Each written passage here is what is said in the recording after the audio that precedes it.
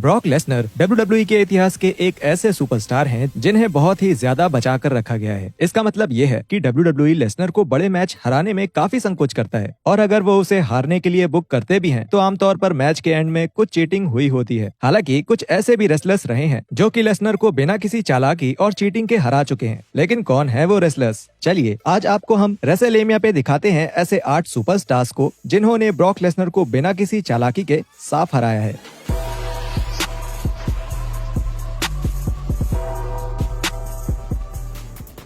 आप रोजाना wrestling videos देखने के लिए सब्सक्राइब करके नोटिफिकेशन बेल को दबाना मत भूलिएगा और एक्सक्लूसिव लिस्ट के लिए आप हमें फेसबुक पर भी फॉलो कर सकते हैं। Number 8, Drew McIntyre. Brock Lesnar को अक्सर रिंग में स्वार्थी होने के लिए आलोचनाओं का सामना करना पड़ता है, जबकि असल में ये बिल्कुल भी सच नहीं है। जब लेसनर ने 2020 में ड्रू मैकिंटायर के साथ लड़ना शुरू किया तो लेसनर ने ड्रू को WWE के अगले बड़े स्टार के तौर पे पेश करने के लिए वो सब कुछ किया जो वो कर सकते थे। ये सब रॉयल रंबल में शुरू हुआ जब ड्रू ने मैच में लेसनर को एलिमिनेट कर दिया, जिसके बाद दोनों रेसलमेनिया 36 के मेन इवेंट में मिले। और भले ही उनका मेन इवेंट मैच छोटा था, पर फिर भी लेसनर ने ड्रू को एक साफ जीत दे दी, जिससे वो पहली बार WWE चैंपियनशिप जीत सके। ड्रू के जीत के कारण ही उनको कोरोना के दौरान अगले 12 महीनों तक WWE प्रोग्रामिंग को संभालने का मौका मिला। लेसनर के खिलाफ साफ जीत के बिना ये मुमकिन था कि फैंस ये सोच लेते कि मैकिंटायर एक अच्छे चैंपियन नहीं थे। Number 7, Seth Rollins. 2019 में ब्रॉक लेसनर और सेथ रॉलिंस के बीच कुल मिलाकर 2 पे-पर-व्यू मैच हुए थे। पहली बार जब दोनों रेसलमेनिया 35 में मिले थे तो ये एक ऐसा मैच था जिसमें रॉलिंस जीत गए। इसे रॉलिंस की एक साफ जीत नहीं माना जाएगा क्योंकि उन्हें लेसनर को हराने के लिए लो ब्लो का इस्तेमाल करना पड़ा। हालांकि जब दोनों एक बार फिर समरस्लैम के मेन इवेंट में मिले तो चीजें बहुत अलग थी। दोनों ने इस मैच में अपनी पूरी जान लगा दी, जिसमें रॉलिंस ने लेसनर को हराने के लिए 3 कर्ब स्टॉम्प मारे और यूनिवर्सल टाइटल जीत लिया। इस बार ये एक साफ जीत थी। मैच की क्वालिटी और लेसनर की बढ़िया सेल वाली परफॉर्मेंस, जिसने रॉलिंस को कंपनी के सबसे बड़े स्टार के तौर पे दिखाया, इन दोनों चीजों के लिए फैंस ने इस मैच की काफी ज्यादा तारीफें की। Number 6, Chris बेनवा। 2003 में WWE ने क्रिस बेनवा को एक मेन इवेंट लेवल का सुपरस्टार बनाने का मिशन शुरू कर दिया। WWE के रोस्टर में बड़े बेबी फेस रेसलर्स की कमी थी और उन्हें उम्मीद थी कि बेनवा आसानी से वो रोल पूरा कर सकते थे। बेनवा एक जाने माने खिलाड़ी थे और वो दुनिया के सबसे अच्छे रेसलर्स में से एक थे, जिसका मतलब है कि वो ऐसे शानदार पे-पर-व्यू मैचेस खेल सकते थे जो कि उस समय के रूथलेस एग्रेशन एरा के दर्शकों को काफी पसंद आते थे। बेनवा को सही मायनों में 2003 के सर्वाइवर सीरीज के दौरान आगे बढ़ाना शुरू किया गया। पे-पर-व्यू में team Lesnar versus team angle का ट्रेडिशनल सर्वाइवर सीरीज मैच दिखाया गया था और बेनवा टीम एंगल का एक अहम हिस्सा थे।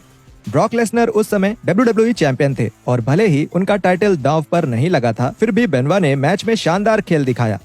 उन्होंने लेसनर को क्रॉसफेस में जकड़ लिया, जिसके कारण लेसनर को टैप आउट करना पड़ा। किसी ने भी ऐसा होगा नहीं सोचा था और इसे वहां मौजूद दर्शकों की तरफ से एक बड़ा पॉजिटिव रिएक्शन मिला। और जब बेनवा के नाम इस चैंपियन पर एक बड़ी सबमिशन जीत दर्ज हो गई थी, WWE ने लेसनर और बेनवा के बीच एक लड़ाई दिखाना शुरू किया, जिसने बेबी फेस के तौर पे बेनवा के जोश को दुनिया के सामने रखा। हालांकि बेनवा लेसनर के साथ इस मुकाबले में हार गए, लेकिन आगे जाकर 2004 में उन्होंने रॉयल रंबल जीता और फिर आखिरकार रेसलमेनिया 20 में मेन इवेंट में ट्रिपल एच से वर्ल्ड टाइटल जीत लिया। Number 5, triple H. इस बात में कोई शक नहीं कि ब्रॉक लेसनर का सबसे बदनाम मैच रेसलमेनिया 29 में ट्रिपल एच के साथ हुआ था।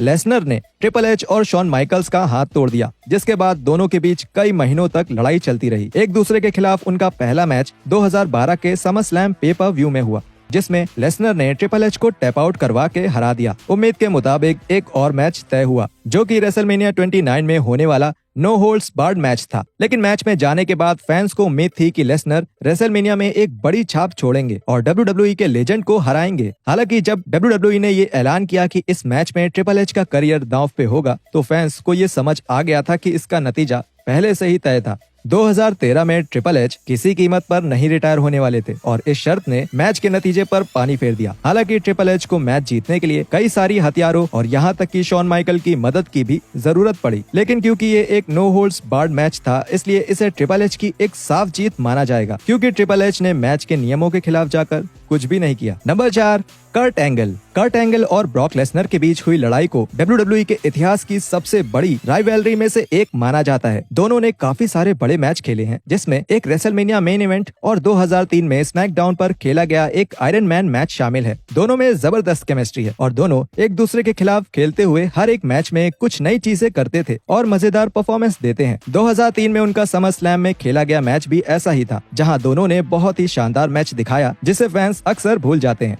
उनके समर स्लैम के मैच के लिए एंगल एक बेबी फेस थे, जबकि लेसनर एक हील थे। ये उनके रेसलमेनिया मेन इवेंट मैच से बिल्कुल उल्टा था, जिसने इसे और रोमांचक बना दिया। इस मैच के अंत में एंगल ने लेसनर को एंगल लॉक में जकड़कर टैप आउट करने पर मजबूर कर दिया और सबमिशन से एक बड़ी जीत हासिल की। एंगल की इस जीत के बाद वो ऑफिशियल तौर पर लेसनर को टैप आउट कराने वाले पहले WWE स्टार बन गए। नंबर 3, रोमन रेंस और ब्रॉक लेसनर के बीच कई पेपर व्यू मैच हुए हैं, जिसमें से कुछ फैंस को काफी ज्यादा पसंद आए हैं, जबकि उनमें से कुछ को ज्यादा अच्छा नहीं माना जाता है। रेसलमेनिया 31 में वो पहली बार आमने सामने आए। इस मैच को काफी वाहवाही मिली, क्योंकि ये बहुत ज्यादा मजेदार मेन इवेंट था और इसमें सेथ रॉलिंस ने अपने money in the bank contract का इस्तेमाल भी कर लिया था। उन दोनों के बीच और भी कई पेपर व्यू मैच हुए हैं, जिसमें रेसलमेनिया 34 में हुआ एक मेन इवेंट भी शामिल है, जिसे फैंस ने रेसलमेनिया के इतिहास में सबसे बुरे मेन इवेंट्स में से एक बताया। 2018 के समर स्लैम पेपर व्यू से पहले तक रेंस ने ब्रॉक लेसनर के ऊपर एक साफ जीत हासिल नहीं की थी, और हालांकि रेंस ने लेसनर को साफ पिन कर दिया था, फिर भी इस मैच का फैसला विवादों से भरा रहा, क्योंकि रेंस ने जब लेसनर को स्पेयर मारा तो लेसनर के हाथ में चेयर थी। स्पेयर मारते ही वो चेयर लेसनर के चेहरे पर गिर गई। इसका मतलब था कि लेसनर को अब वो चेयर खुद से हटानी थी, जिसके कारण उनका कंधा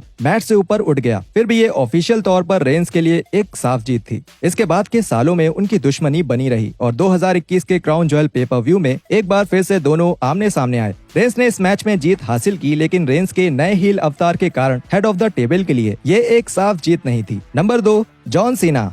2012 में जब ब्रॉक लेसनर ने WWE में वापसी की, तो वो 2004 में WWE से बाहर जाने वाले लेसनर से पूरी तरह अलग थे। लेसनर का ये नया रूप UFC के इतिहास के सबसे ज्यादा खतरनाक फाइटर्स में से एक था, जो कि आखिरकार WWE की रिंग में वापसी कर रहा था। लेसनर के वापस आने के बाद उनका पहला मैच जॉन सीना के खिलाफ एक्सट्रीम रूल्स मैच था, जो कि 2012 के एक्सट्रीम रूल्स पेपर व्यू में खेला गया था। फैंस को उम्मीद थी कि लेसनर आसानी से जॉन सीना को हरा देंगे, क्योंकि फिर से अपनी पकड़ बनाने के लिए WWE के सबसे बड़े स्टार पर एक साफ जीत पाने के अलावा लेसनर के पास और कोई बेहतर रास्ता नहीं था। लेकिन ऐसा हुआ नहीं, क्योंकि सीना ने लेसनर को स्टील के स्टेप्स के ऊपर एटीट्यूड एडजस्टमेंट मारा और उसके बाद पिन करके साफ जीत हासिल कर ली। और नंबर 1, गोल्डबर्ग। पुराने वर्ल्ड चैंपियन रह चुके गोल्डबर्ग एक बार नहीं बल्कि दो बार ब्रॉक लेसनर को हराने में कामयाब रहे हैं। पहली बार उन्होंने रेसलमेनिया 20 में ऐसा किया था, जब दोनों ने एक बहुत ही बेकार मैच में एक दूसरे का सामना किया, जो कि इसलिए भी बदनाम था कि दोनों रेसलर्स WWE छोड़ रहे थे और ये उन दोनों के कॉन्ट्रैक्ट्स का आखिरी मैच था। 2016 में जब गोल्डबर्ग WWE टेलीविजन में वापस आए, तो उन्हें लेसनर के खिलाफ एक रेसलमेनिया रीमैच के लिए सर्वाइवर सीरीज पेपर व्यू में भेजा गया। चौंकाने वाली बात है कि WWE ने ये तय किया गोल्डबर्ग लेसनर को सिर्फ 1 मिनट 26 सेकंड में बुरी तरह हरा देंगे। इसका अंदाजा किसी ने नहीं किया था, क्योंकि फैंस को उम्मीद थी कि लेसनर जीत हासिल करेंगे। लेकिन जब लेसनर बुरी तरह हार गए, तो ये WWE के इतिहास के सबसे चौंका देने वाले पलों में से एक बन गया। उस समय के रिपोर्टर्स के मुताबिक ये लेसनर का ही आइडिया था कि गोल्डबर्ग उन्हें बुरी तरह से हरा दें। लेसनर का मानना था कि उनके इतनी बुरी तरह से हारने से गोल्डबर्ग की जगह मजबूत होगी और इससे इन दोनों लेजेंड्स को बहुत सारे पैसे और एक और रीमैच मिलेगा। और लेसनर सही भी थे, क्योंकि वो दोनों रेसलमेनिया 33 में यूनिवर्सल टाइटल के लिए आमने सामने आए और एक ऐसा मैच खेला जो कि फैंस को काफी पसंद आया और लेसनर ने आखिरकार गोल्डबर्ग पर अपनी जीत हासिल कर ही ली। तो दोस्तों, यहाँ आपने देखा 8 WWE सुपरस्टार के बारे में जिन्होंने ब्रॉक लेसनर को बिना किसी चालाकी के साफ हराया। नीचे कमेंट्स में आप अपनी राय जरूर लिखें और मैं आपसे अगली बार रेसलिंग से जुड़े और कंटेंट के साथ फिर से मिलूंगा।